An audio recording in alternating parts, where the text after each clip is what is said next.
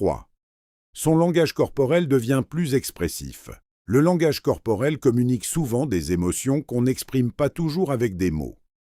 Si aucun geste isolé ne peut confirmer l'attirance, une combinaison de comportements cohérents peut fournir des indices précieux sur les sentiments d'une personne. Observez par exemple sa posture naturelle en votre présence. Dans les conversations, se tourne-t-elle fréquemment vers vous ou semble-t-elle plus attentive lorsque vous parlez? On a souvent tendance à se tourner vers les personnes avec qui on aime interagir, même inconsciemment. Un autre détail important est la notion d'espace personnel. Chacun a son propre niveau de confort, mais lorsqu'une personne se sent détendue et apprécie votre compagnie, elle peut naturellement se tenir ou s'asseoir un peu plus près que nécessaire. Si elle se penche parfois vers vous en vous écoutant, vous frôle légèrement dans un endroit bondé ou semble à l'aise de partager le même espace. Cela signifie peut-être simplement qu'elle se sent bien en votre présence. Vous remarquerez peut-être aussi de petits ajustements. Elle pourrait lisser ses cheveux, remettre ses manches en place, ajuster ses bijoux ou apporter de légères modifications à son apparence pendant votre conversation.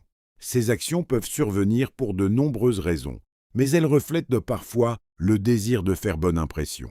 L'effet miroir est un autre comportement intéressant. On imite souvent inconsciemment la posture, les gestes ou le rythme de parole d'une personne avec laquelle on se sent en affinité. Si elle prend son verre peu après vous, s'adapte à votre rythme de marche ou reproduit naturellement certains de vos mouvements, cela peut indiquer un climat de confiance et une complicité plutôt qu'une démarche intentionnelle.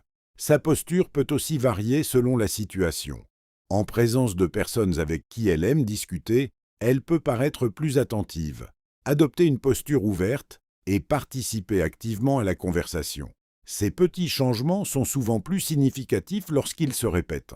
Il est aussi important d'observer sa réaction en votre présence. Si elle semble à l'aise et poursuit la conversation naturellement, sans prendre ses distances, cela peut suggérer qu'elle apprécie votre compagnie. Plutôt que de se concentrer sur un geste isolé, il est préférable d'observer l'ensemble. Le langage corporel est plus révélateur lorsque plusieurs signaux positifs apparaissent simultanément lors de différentes interactions. 4. Elle est attentive à vos réactions. Parfois, lorsqu'une personne s'intéresse à une autre, elle est naturellement curieuse de savoir ce que cette dernière ressent en retour. Au lieu de poser la question directement, elle peut observer discrètement vos réactions lors de conversations quotidiennes. Par exemple, elle pourrait mentionner un autre ami, raconter une anecdote impliquant quelqu'un d'autre ou évoquer un événement social récent. Dans bien des cas, c'est simplement une conversation normale. Cependant, elle peut aussi, sans le vouloir, observer votre niveau d'attention ou l'intérêt que vous portez à ce qu'elle dit. Il lui arrive d'être un peu plus enjouée ou sûre d'elle en présence d'autres personnes lorsque vous êtes à proximité. Ça ne veut pas nécessairement dire qu'elle essaie de te rendre jaloux. Cela peut simplement refléter sa personnalité ou sa curiosité par rapport à vos réactions en société. Certaines personnes deviennent également plus actives sur les médias sociaux, partagent plus fréquemment des nouvelles ou évoquent des aspects de leur vie quotidienne dans l'espoir d'attirer l'attention. Ces comportements peuvent avoir de nombreuses explications, il est donc important de ne pas supposer qu'ils vous sont toujours adressés. La meilleure attitude est de rester calme et d'éviter de surinterpréter chaque petite interaction. Si quelqu'un apprécie sincèrement votre compagnie, cet intérêt se manifeste généralement plus clairement par des actions constantes au fil du temps, plutôt que par un seul moment isolé. La confiance en soi joue aussi un rôle important. Au lieu de réagir émotionnellement à chaque situation, concentrez-vous sur le plaisir de la conversation. Montrez du respect et laissez la relation se développer naturellement. Les relations solides s'établissent sur la confiance, la communication et un intérêt mutuel, et non en essayant de décrypter chaque comportement. En restant patient et en prêtant attention aux tendances à long terme, plutôt qu'aux événements isolés, vous comprendrez bien mieux les véritables sentiments d'une personne. Il y a une façon de saluer que beaucoup de femmes n'utilisent que lorsqu'elles sont complètement captivées par un homme. Il est si discret que la plupart des hommes ne le remarquent même pas. Cependant, Lorsque vous aurez fini de regarder cette vidéo, vous pourrez l'identifier en quelques secondes. Le plus curieux est que, bien souvent, nous n'en sommes pas nous-mêmes conscients.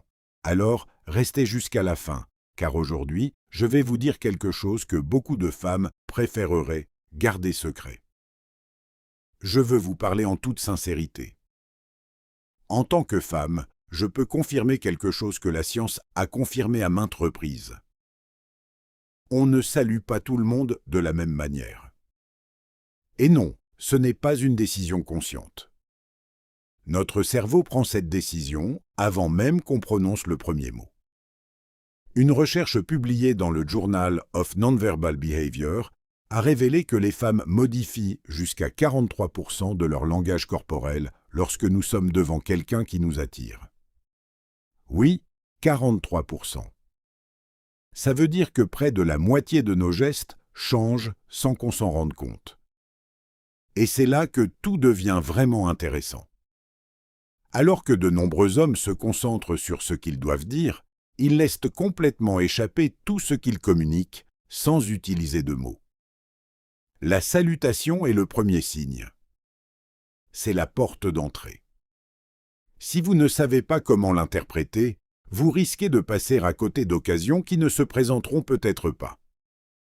Avant de penser qu'il ne s'agit que d'une opinion personnelle, je tiens à préciser que tout ce que je vais partager est étayé par des études de psychologie comportementale, des recherches sur la communication non verbale, ainsi que par ma propre expérience. Parce que oui, moi aussi, j'ai salué un homme de cette façon, et je suis ensuite rentré à la maison en pensant « J'espère qu'il n'a pas remarqué à quel point j'étais évident. » Et, à ma grande surprise, ils ne l'ont presque jamais remarqué. Mais il y a encore quelque chose de plus important. Il existe un type de salutation que les femmes réservent uniquement à l'homme qui nous fascine vraiment. On ne l'utilise pas avec des amis ou des collègues.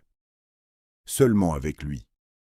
Je vous le révélerai plus tard, mais vous devez d'abord connaître les autres types de salutations afin de pouvoir apprécier la différence le moment venu. Commençons par un signal qui semble très simple, mais qui est l'un des plus puissants. Lorsqu'une femme vous salue, en utilisant votre nom, il se passe dans son esprit quelque chose qui va bien au-delà de la simple courtoisie. Pensez-y un instant. Entendre. Bonjour, comment ça va? Ce n'est pas la même chose qu'entendre. Salut Carlos, comment ça va? Ça peut sembler un détail sans importance, mais ce n'est pas le cas. Dale Carnegie, l'un des auteurs les plus influents sur les relations humaines, a déclaré que le nom d'une personne est le son le plus agréable qu'on puisse entendre dans n'importe quelle langue. Et il avait tout à fait raison. Lorsqu'une femme mentionne votre nom en vous saluant, elle personnalise ce moment. Inconsciemment, ça vous distingue des autres. C'est comme si, dans un endroit plein de monde, toute leur attention était dirigée uniquement vers vous. De plus, ce comportement apparaît rarement chez quelqu'un à qui on est indifférent. Lorsque nous saluons une personne qui nous tient à peine, nous disons généralement simplement « bonjour » et continuons notre chemin. Mais quand quelqu'un occupe une place spéciale dans notre esprit, son nom revient presque automatiquement. C'est une façon inconsciente de montrer qu'on le reconnaît, qu'on se souvient de lui et qu'il n'est pas n'importe qui pour nous.